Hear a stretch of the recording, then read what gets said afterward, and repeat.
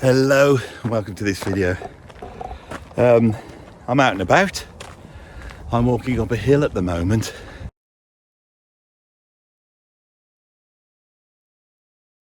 I've done the really steep bit of walking and now I'm on the slow incline up to the summit. When I say summit, it is only a hill, but it is the highest point in this area.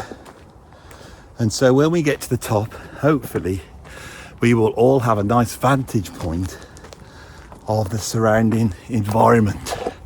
And from there, we will be able to get an idea of the bigger picture. I've been on a bit of a fitness campaign. I've been trying to sleep better, eat better, giving up smoking, not eating all the horrible food I was. And I've also been trying to get out and do some walking and trying to get the old lungs working today, which they definitely are. So I might pass out at any point. But hopefully, when we get to the top, we'll be able to look out and see this incredible planet, and maybe it'll put us all in context of where we reside in the world. And why? Because this video is going to be called The Bigger Picture. I know where I'm going. I know who's going with me. I know who I love, but the dear knows who I'll marry. She'll have stockings of silk, shoes of fine green leather, combs to buckle her hair, and a ring for every finger. Whew. So, on this, the idea is to step back a little. Step back a little, look at the music industry from another vantage point. And so this is like a metaphor, the slow climb to truth. But let's start with the fact that I'm so puffed, shall we? This is hard work and nobody wants to do it. You only do it when you start to worry about your mortality. I'm worrying about your mortality. Worrying about your mortality is you seeing the bigger picture. I feel bloody puffed. I'll tell you what, I'm going to take a break and get my breath back.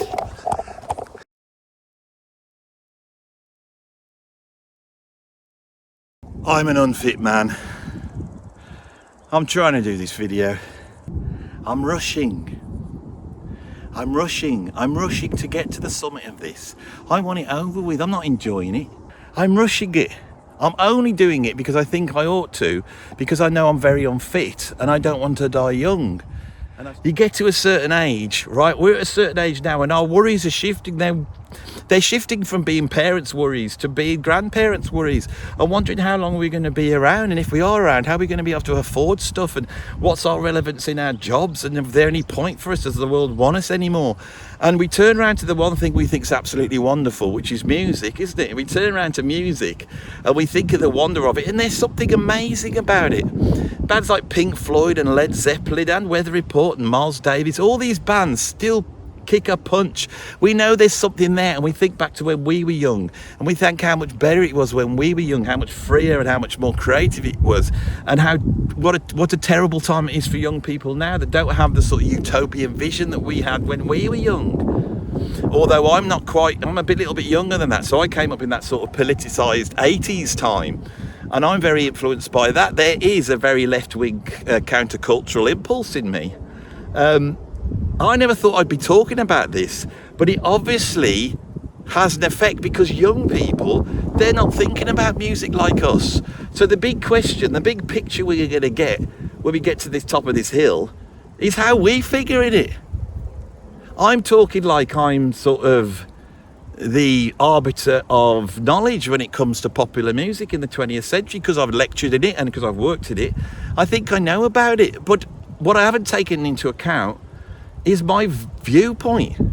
And my viewpoint is a tired old man who can't walk up a hill. Because I've walked up this hill a million times. And last time I came up here, which was probably 10 years ago when the kids were little, I just marched up here. Mortality. My mortality is hanging over me. It's hanging over all the people that we love. They're slowly dying away. Brian Wilson, he popped off this week. As did old Sly Stone. Kim Woodward, the woman who cleans up people's houses as well, she's died. She was 83, mind. She looked good for 83. I bet she looked better than I do when I get to 83, unless I can enact this healthier living, which I think I'm looking a little bit better. I shaved off my grey beard because I thought that was aging me, and I've been doing a whole bunch of things to try and re-energise myself. Yeah, and I want to be able to live my life. I don't want to be puffed. I didn't think I'd be talking about this at this point. I've now got to try and relate this into the original sort of a platonic idea of this video of me doing this slow trudge and having a realisation. But the realisation is that I might be dead if I don't sort my own bloody life out. How many of you feel like that? How much are we doing things as a matter of course? And that is the thing, isn't it? The music business as we know it, what we grew up with, it's ticking over because everybody is in the habit of making it tick over. We all got into bands when we were in our late teens, early 20s, and some of us are still regularly buying the next album they trawl out, and it's not really like a proper album, is it? They recorded it themselves. They're on a little label. You have to get it mail order. You can talk to them on Facebook, they'll tell you all about it. On the whole thing's changed, hasn't it? Oh. But there's people walking towards me, you see.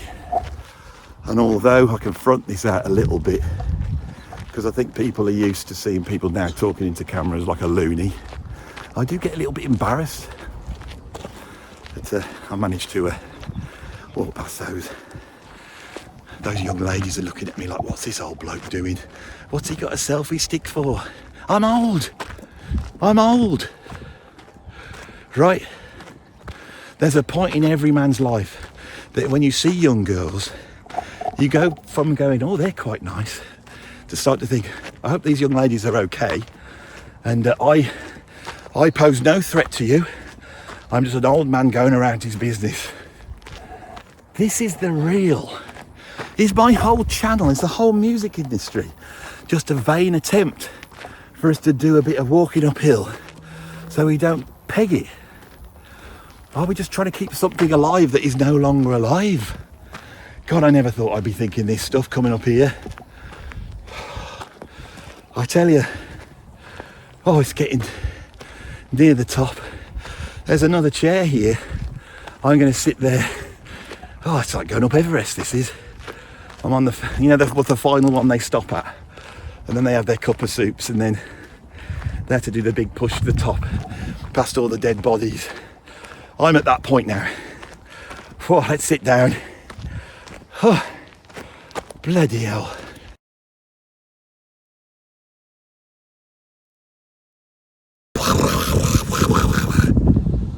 It will be like that, won't it? Can you hear me? As you walk, it just keeps getting further away. I feel like, what's his name? Edmund Hillary and Sherpa Tenzing. You have to mention Sherpa Tenzing because he never got the mentions. It was always, they gave it all to Edmund Hillary. But they did name the van after him, didn't they? Oh, right. Oh, God. Everyone's lying around having a lazy day. I'm working.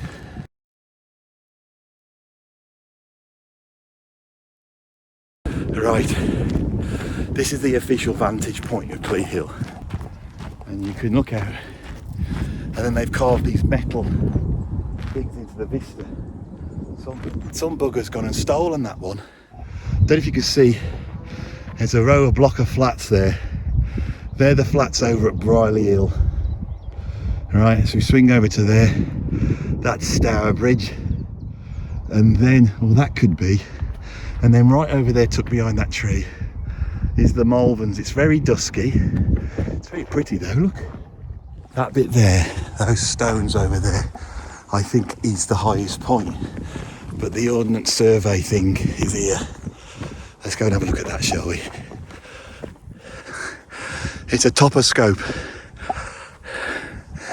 I might have to call this video Tales from Toposcopic Oceans.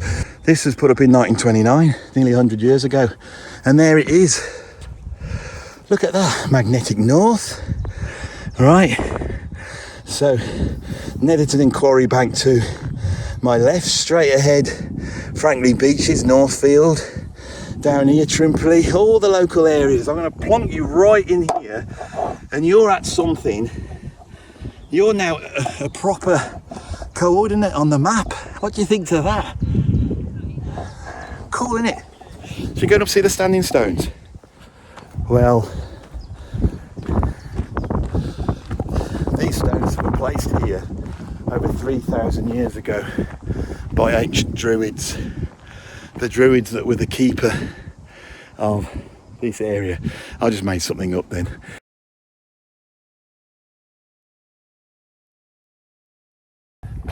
I've decided to make my way down and talk to you on the downward path. I think my lungs are able to cope with the downward trajectory better than the upward trajectory. What's in my thoughts? When you get to the top of a hill like this, you look out and it does place you both in time and space.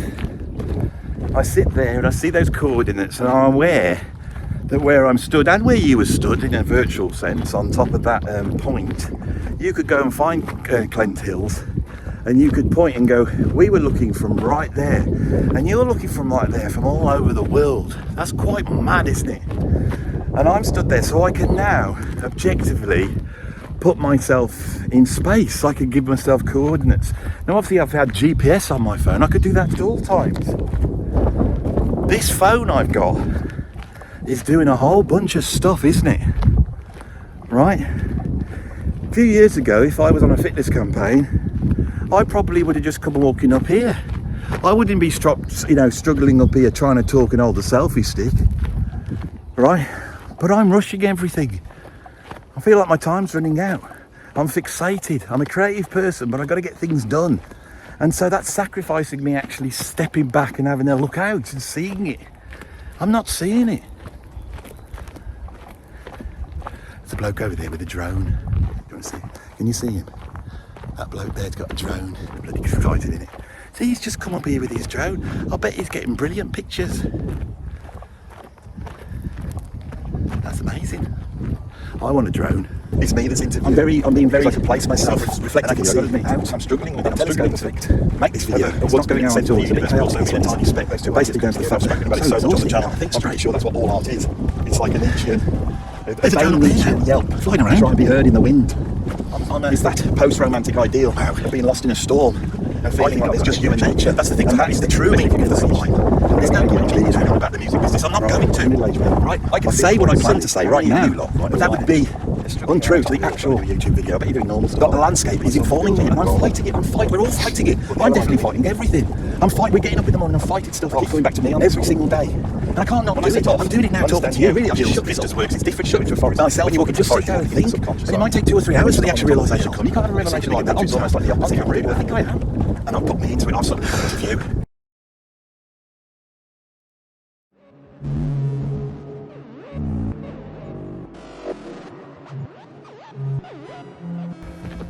What I was going to talk about is the fact that the music industry in terms of performance is shifting from you being an observer to you being a participant. And I was going to talk about me being a participant in the landscape, something that when I was at art college and we used to go out and sort of paint the landscape was a very strong theme of how do you place yourself in the landscape. And that's a very interesting thing because the ideas of landscape and portraiture, it's like if I pick up this stick here, in fact I will, the stick here, if I pick up this stick now and then when I get home I've now got a piece of the landscape and it will transform once I get it home.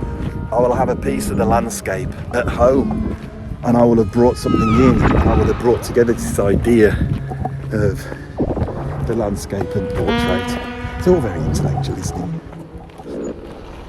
Hello. He's on a bike. How do you bloody, he's my age and he's pedalling a bike up here. I'd have bust a blood vessel if I bloody pedalled a bike up here.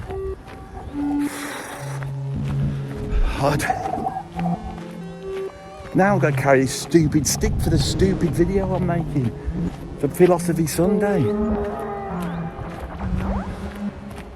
You know, a Philosophy Sunday video, you have to respect the form. I did invent it, so I have to respect it because I invented it. And oh my God, are we only here? This is the bit where I had my first sit down. Bloody hell.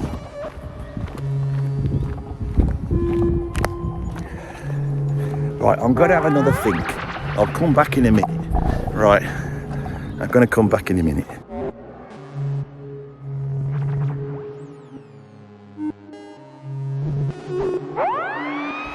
I've had a good long walk. My brain has pulled all the loose ends together, so I do apologise if this quite unfocused video of me struggling uphill.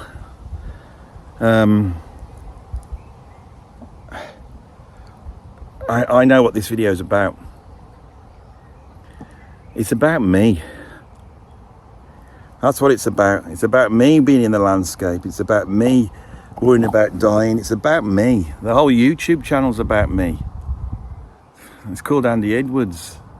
And I've got a lot of people watching and there's a responsibility for that. Right? And the opposite of that sort of middle of the universe. I was touching on it up there, but the truth is I need to have a balance to this talking to camera all the time. I should be walking up here without doing this, but I've got to create so much videos because that's how I earn my living. So I've become an industrial video maker, and that's having an effect on me. And the effect it's having is the fact that I am having to keep up an element of bravado here. Andy Edwards bravado. Bravado's always been a big problem to me. Now, something happened yesterday, or the day before yesterday, actually, which I think has affected me in a way. I went over to Bewdley, which is quite close to me, to investigate Extinction Rebellion, who were doing a protest there. So I'm going to show you the main video is over on my main site, but go and have a look at this and then I'll report back. Lovely Bewdley. So we seem to have found what's going on. It's very interesting. I haven't got a clue what this is about.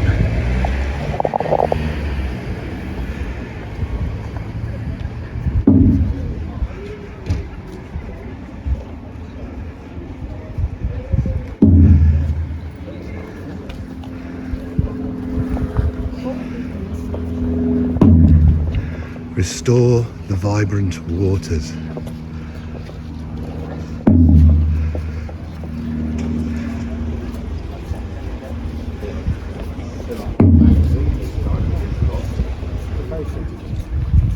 No one's talking.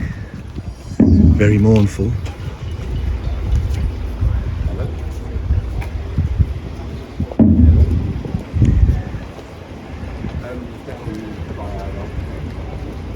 Now there's a fellow there with shiny sunglasses on.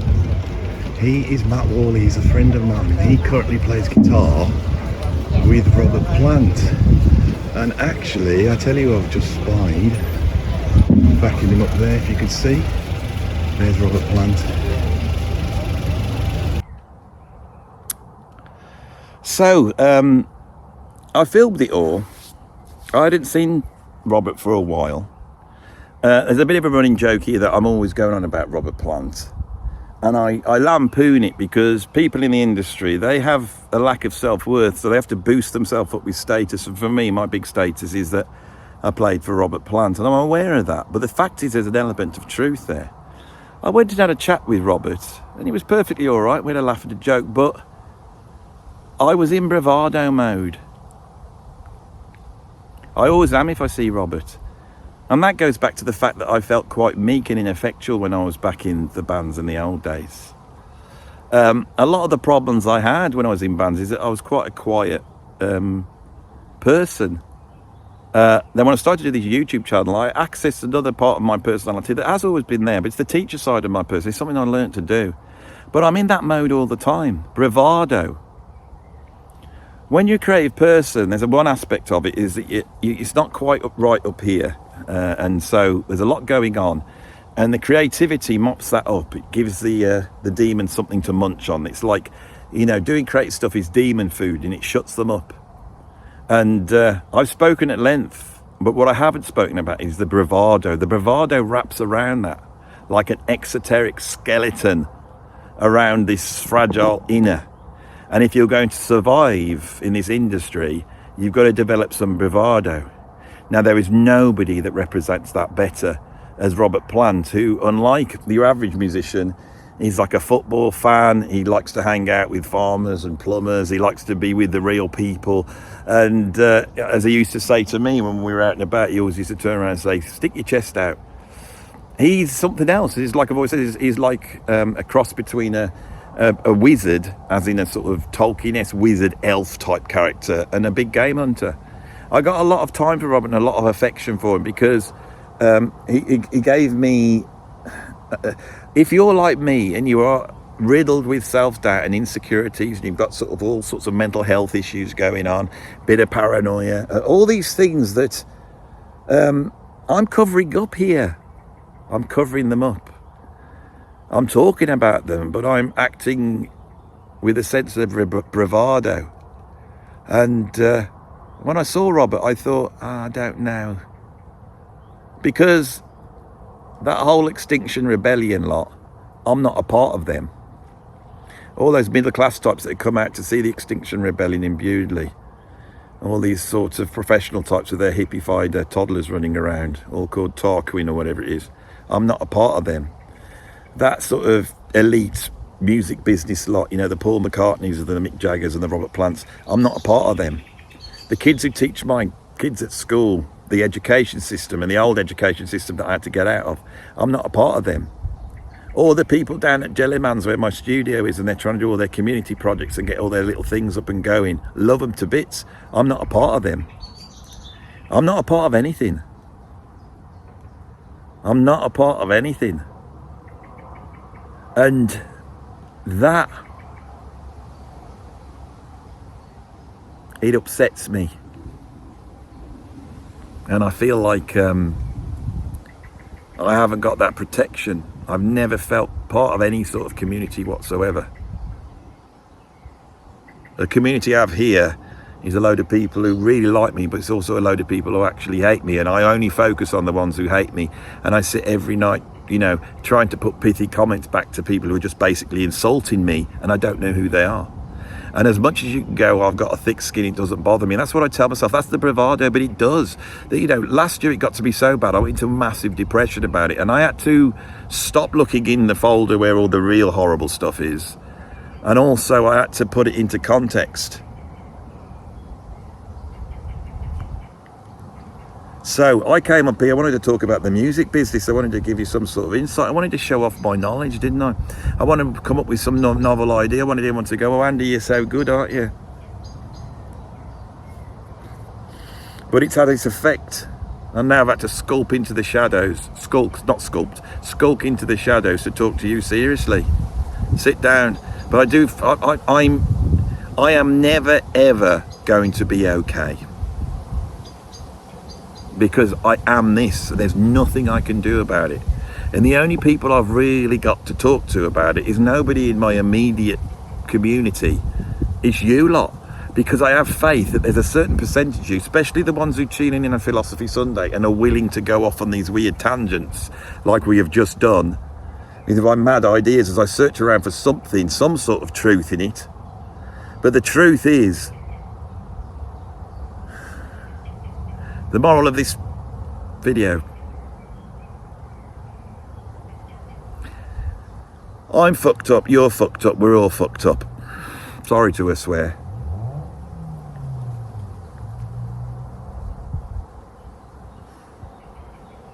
If you ever think you're okay, you're not okay.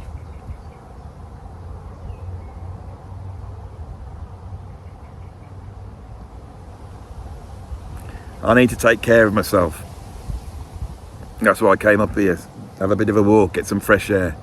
I'm feeling better. I think I'm looking a little bit better as well. I'm hoping in a couple of weeks I'm going to start looking more like a 57-year-old, because every time I am editing a video I look like I'm about 70, and that is because I'm stressed. Now, I've been stressed for years. I think I've been stressed since I was 15, and the only way to deal with that is to admit it and try and look after yourself, not try and fight it off with bravado. You're not a part of any of that. You're never going to be a part of that Robert Plant set. I'm never going to be a part of that middle class set or the Extinction Rebellion set. I'm always going to be on the outside, and they're always going to be distrustful of me. They're always going to look at me. All I've done with that sort of middle class elite that surround me, that's all part of the music business, is come out and do videos, and they're all talking about, go, you know, Andy's right wing. I'm not right wing, I'm very left wing, right? But I'm not left wing like they're left wing. And that's been the biggest battle. I never knew this was in me when I started this channel off. I never knew that my basic opinions, you know, would create so much hate amongst a certain set of people. And this is not the identitarian left. It's what the identitarian left has done to the middle classes, who I'm surrounded by. That's my direct community. I start talking out here and I can grasp onto you lot. The ones who understand what I'm saying, the ones who don't care. This isn't about music. This video's not about music, never was. I try my hardest to get it onto music. It's not about music. It's about a creative person trying to find their place. Getting out into the English aesthetic I keep going on about, but I'm not even noticing it. Watch the video. I'm struggling, I can't breathe, I can't get my ideas together. And I realised I had to switch the camera off. Where's my stick? I've lost my stick. Oh no, oh here it is. I think I'm done. This one doesn't even make sense. I don't even feel like I've come to that natural ending. Back into the sun. I don't want to be seen in the sunshine. I don't want to be seen at the top of a hill. I should never have come here. The big horrible black crow of conformity was going to sweep down and take me off. I need to hide away. I like the forests. I'm a forest person. I don't like all this. This is better. This walk's better because it's a bit more enclosed. I don't want to be seen.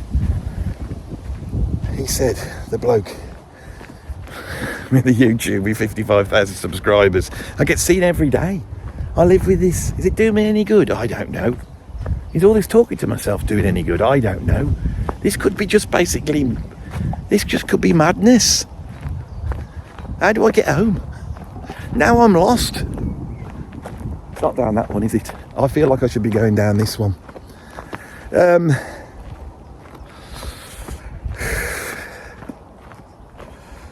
I'll tell you what, let's finish with a bit of music, shall we? I'm going to put a bit of music up here now, and we will flip the camera around and we'll get lost in this last bit of landscape. How about that? Thanks for watching the video. I hope you enjoyed this Philosophy Sunday one. I'm sorry it was a bit rubbish, but they have to be every now and then. Maybe you got something out of it. I don't know if I did. Probably by the cardiac arrest. See you soon, everybody.